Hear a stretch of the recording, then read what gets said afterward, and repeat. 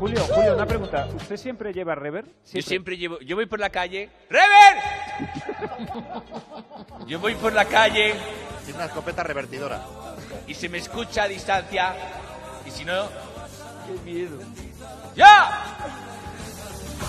Todas Y entonces, pregones. por ejemplo, cuando voy al aeropuerto... Desde Castellón Siempre hay me rever. espero a que digan última llamada. Entonces, cuando ya está todo el mundo en el avión, de repente dicen por megafonía: Julio Iglesias. Puga. Pum, pum, pum. Pum, pum, pum. Julio Iglesias. Puerta J48. Y entonces digo yo: ¡ah! Y entro.